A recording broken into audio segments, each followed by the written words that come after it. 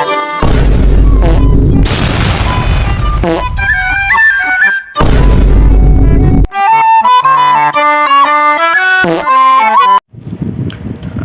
warahmatullahi wabarakatuh. Perkenalkan, nama saya Afgan Rehan dengan NIM 43224086 dari kelas 1D TKI.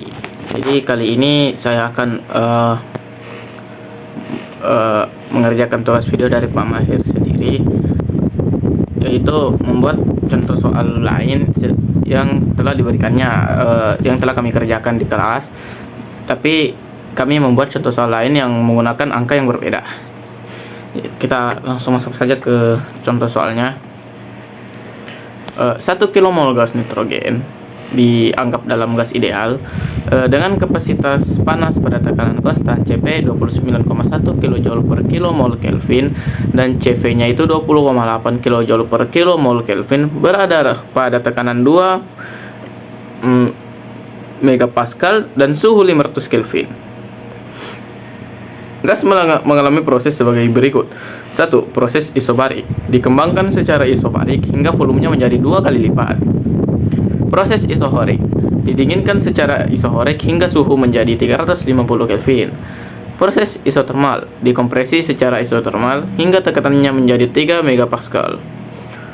Proses adiabatik. Didinginkan secara adiabatik sehingga tekanannya kembali menjadi 2 megapascal.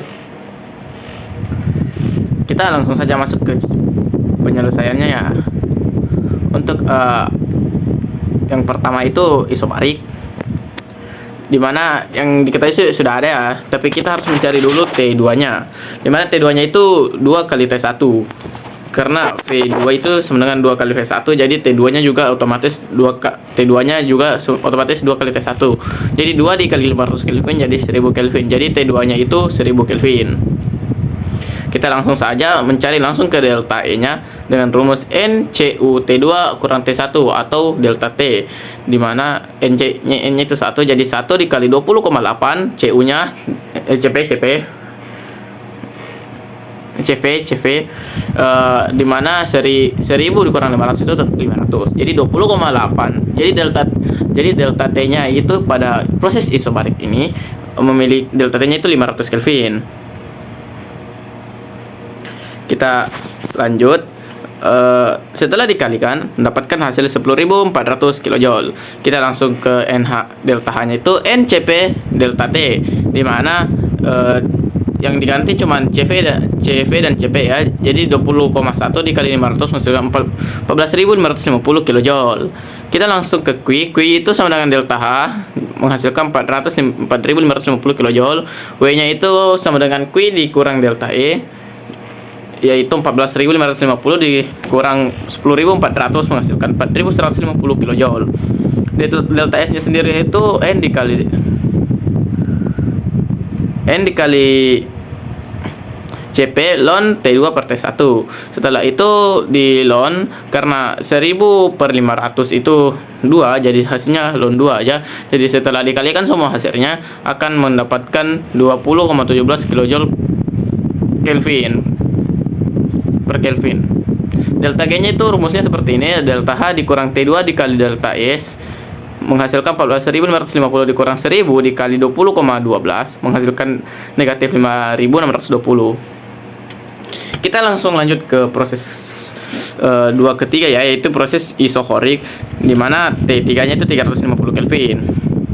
Kita langsung menghitungnya. Delta E nya itu NCV delta T. Di sini T3 kurang T2 ya untuk delta T nya, jadi berbeda dengan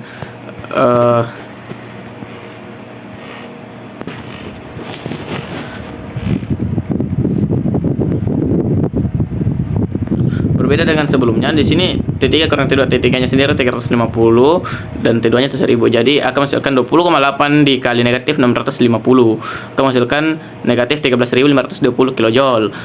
Kita lanjut ke delta H nya itu ya sama kayak tadi, tinggal diganti CP, jadi 29,1 dikali negatif 650 menghasilkan negatif 18.915 kJ.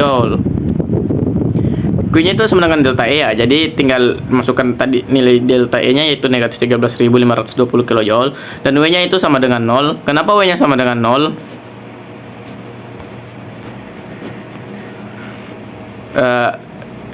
Karena volumenya itu tidak berubah kalau isohorik. Kita langsung ke delta G-nya. Delta S-nya dulu, dimana NCV ln T3 per T2 setelah dihitung-hitung akan menghasilkan negatif 21,8358 kJ. Kita langsung lanjut ke selanjutnya. Delta G yaitu delta A dikurang T3 kali delta S, negatif 18.915 dikali 350 dikali negatif 21,8358, tapi karena ini memiliki dalam kurung ya, jadi kita kerjakan dulu yang di dalam kurung. Setelah dikerjakan dikali yang punya dalam kurung tersebut, baru lalu dikalikan lagi akan menghasilkan negatif 1272,47 kJ.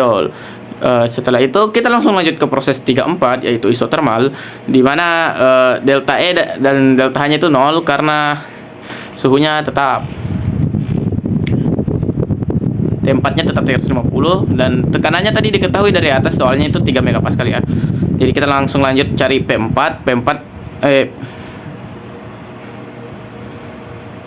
nya itu 3 megapascal. Jadi kita langsung cari saja P3 nya yang dengan P2 dikali T3 per T2 sama dengan 2 dikali 350 per 1000 menghasilkan 0,7 megapascal. Jadi kita langsung lanjut ke W nya karena delta E dan delta H nya sudah 0. Kita langsung lanjut ke W nya yaitu nRT ln P3 per P4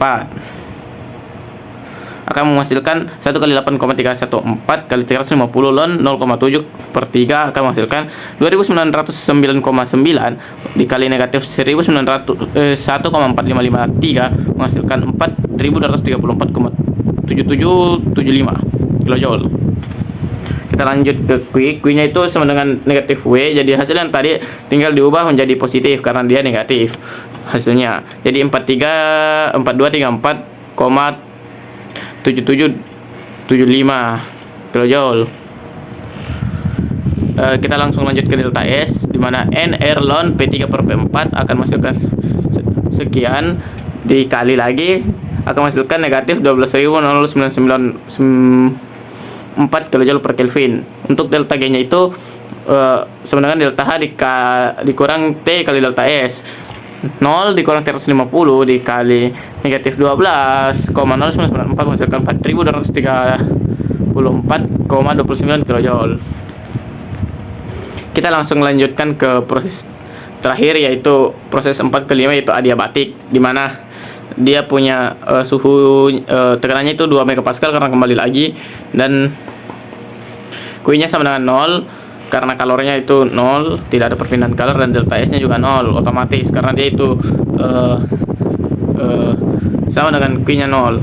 Jadi untuk Y nya apalagi namanya nih, Y itu CP per CV menghasilkan 1,4. Untuk mencari T5 nya kita menggunakan rumus T5 per T4 sama dengan P5 per P4 pangkat Y kurang 1 per Y. Jadi T5 per 350 sama dengan 2 per 3 di pangkat 0,4 per 1,4 akan menghasilkan 0,6667 pangkat 0,2857 menghasilkan 0,8906 dikali 350 karena tadi per 350 pindah ke kalian jadi kali, maka menghasilkan 311,71 Kelvin. Untuk delta E nya NCV T5 kurang T4 seperti rumus biasa, langsung kita masukkan. Setelah itu akan menghasilkan negatif 796,431 kJ, 431. Untuk delta H nya itu tinggal diganti jadi CP, CV jadi CP, jadi NCPT. Delta T akan menghasilkan 29,1 dikali negatif 38,9 menghasilkan negatif 1114,239 kJ. Untuk W nya itu adalah negatif delta E, jadi akan menjadi hasil dari delta E yang negatif tadi negatif 796431 menjadi positif 432 kJ. Untuk delta G nya itu sama dengan delta H dikali T kali delta S, tapi karena T nya itu konstan dan delta S nya itu ada, 0, delta H-nya 0. Jadi T dikali 0 tetap 0. Jadi delta G sama dengan delta H. Jadi delta H-nya itu delta G-nya itu negatif 1114,239 kJ. Ya, mungkin itu saja sih dari saya. Lebih dan kurangnya mohon dimaafkan. Wabillahi taufiq wal hidayah. Wassalamualaikum warahmatullahi wabarakatuh.